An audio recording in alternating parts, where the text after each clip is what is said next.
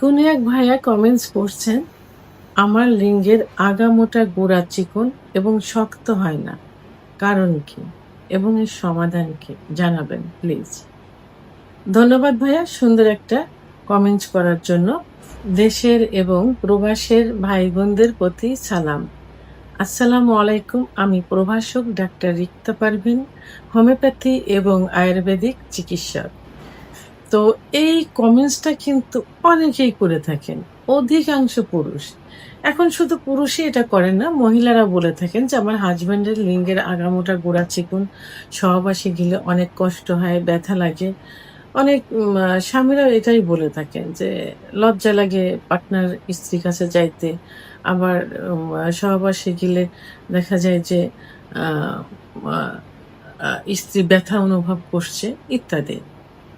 তো এবং গোড়া শক্ত হচ্ছে না। আ ভেতরে প্রবেশ করলে এমনিতেই নেতিয়ে বেড়ে চলে আসে। শক্ত হয় না। তো এর কারণটা কি? আসলে কারণটা আপনারা কিন্তু নিজেই জানেন। আপনিও জানেন যে এর কারণটা কি? কিছু বদ অভ্যাসের কারণেই কিন্তু এই সমস্যা হয়ে থাকে। আবার কারোর দেখা যায় যে জেনেটিক কারণ থাকে, বংশগত কারণ থাকে। আবার কারোর দৈহিক যে গঠন, স্ট্রাকচার তার কারণেও এটা হয়ে থাকে। তো এভাবে কিন্তু এই সমস্যাগুলো হয়। অর্থাৎ লিঙ্গের ভিতর যদি ব্লাড সার্কুলেশন সঠিক মতো না হয়, অনেকে বলে যে যৌবনের শুরুতে ভালো ছিল, বাট এখন এই সমস্যা হচ্ছে। এটা কেন হয়? যৌবনের শুরুতে অনেকেই, অধিকাংশ পুরুষই এখন কি করে থাকে? হস্তমৈথুন করে থাকে। আ এই হস্তমৈথুন করার কারণে লিঙ্গের ভিতর কিন্তু কোনো হাড় নেই। আছে কি? মাংস আর রক্তনালী। এই রক্তনালী অর্থাৎ যে ভেন, এই ভেনের ভিতর দিয়ে যত রক্ত চলাচল করবে, লিঙ্গ তত বড় হবে, মোটা হবে, শক্ত হবে। তো অতিরিক্ত হস্তমৈথুনের কারণে এই শিরাগুলো সংকুচিত হয়ে যায়। যে কারণে লিঙ্গ আ আগামোটা, গোড়া চিকন ইত্যাদি হয়ে থাকে। আবার অনেকে বিছানায় ঘর্ষণ দিয়ে বীর্যপাত করে থাকে। বিছানায় ঘর্ষণ দিয়ে বীর্যপাত করলে কি হয়? লিঙ্গের গোড়ায় অসংখ্য শিরা থাকে। এই শিরাগুলো অনেক সময় লুজ হয়ে যায়, অনেক সময় বেশি প্রেশার দিলে চিরেও যেতে পারে।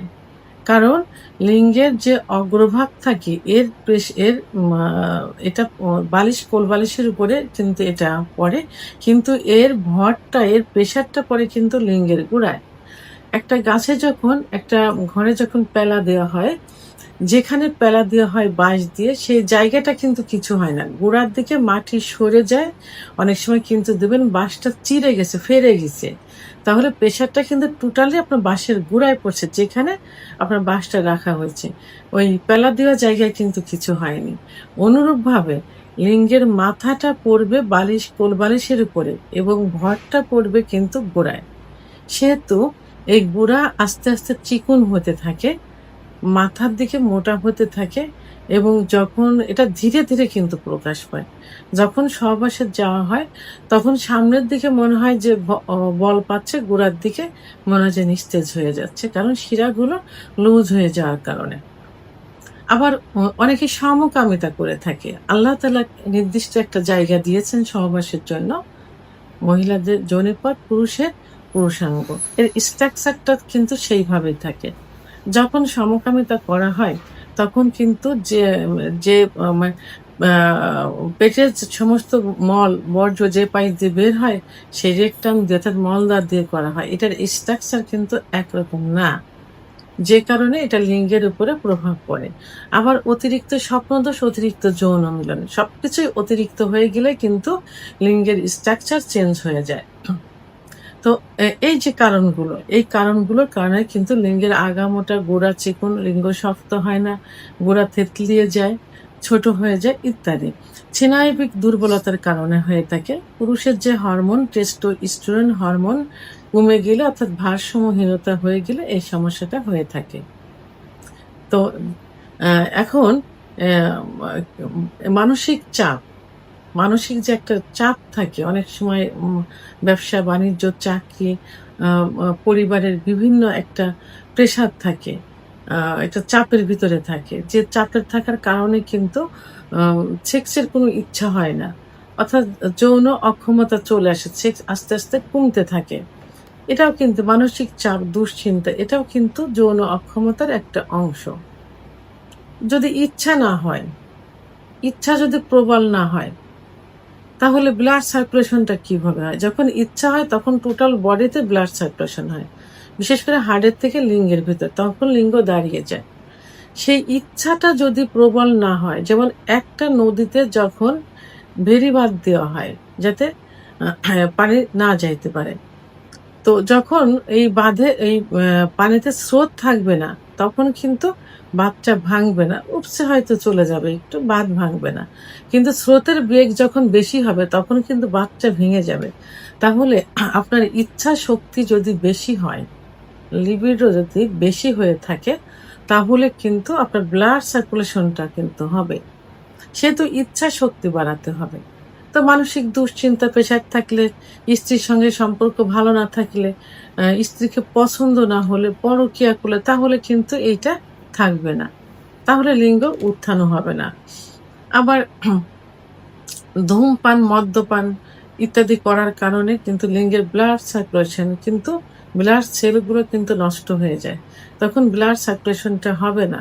সেহেতু এই ধূমপান, মদ্যপান, নেশা জাতীয় থেকেও কিন্তু লিঙ্গে খর্বতা চলে আসবে। ঘুম সঠিক মানে ঠিকমতো ঘুম না হওয়া ইত্যাদি থেকে। তাই এখন এইসব কারণেই কিন্তু লিঙ্গে খর্বতা, আগামোটা, গোড়া চিকন, আম আ লিঙ্গের গোড়ায় শক্তি না পাওয়া অর্থাৎ লিঙ্গ শক্ত না হওয়া এসব কারণে হয়ে থাকে। তো এর জন্য কি করতে হবে? এর জন্য আপনি একজন অভিজ্ঞ সম্পন্ন রেজিস্টারকৃত হোমিওপ্যাথি আয়ুর্বেদিক ডাক্তারের শরণাপন্ন হবেন। কারণ একমাত্র হোমিওপ্যাথি আয়ুর্বেদিক চিকিৎসায় কিন্তু এটা ঠিক করা সম্ভব। অনেকের ধারণা যে হোমিওপ্যাথি আয়ুর্বেদিকের পার্শ্ব প্রতিক্রিয়া নেই। এটা ভুল ধারণা। কারণ হোমিওপ্যাথি আয়ুর্বেদিকেও পার্শ্ব প্রতিক্রিয়া আছে এবং অন টাইম ট্যাবলেট আছে।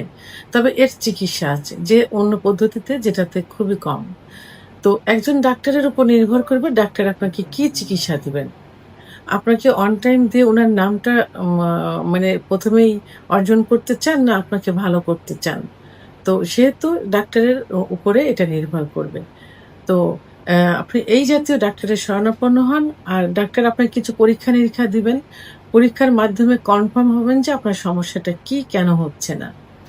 এবং আপনার কিছু কারণ শুনবে, কিছু লক্ষণ দেখবে। সেই কারণগুলোর উপর ভিত্তি করে এবং রিপোর্টের উপর প্যাথোলজিক্যাল রিপোর্টের উপরে ভিত্তি করে যে কারণ, সেই কারণগুলো আপনাকে বন্ধ করতে হবে। পূর্বে যেগুলো বললাম হস্তমৈথুন, বিছানায় ঘর্ষণ, স্বপ্নদোষ, মানসিক দুশ্চিন্তা, ওয়াইফের সাথে দূরত্ব বজায় রাখা ইত্যাদিগুলো ঠিক করতে হবে। স্বামী-স্ত্রীর সম্পর্ক উন্নয়ন করতে হবে। অনলাইনে পাওয়া অজানা তোল বা স্প্রে ব্যবহার করবেন না। পর্নোগ্রাফি দেখা যাবে না। সহবাসে অতিরিক্ত চাপ দেওয়া যাবে না। ভিডিওটি সম্পর্কে যদি কোনো মতামত থেকে থাকে অবশ্যই কমেন্টসের মাধ্যমে জানাবেন। আর ভিডিওটি ভালো লাগলে লাইক, কমেন্ট, সাবস্ক্রাইব করে আমার সঙ্গে থাকুন। আল্লাহ হাফেজ।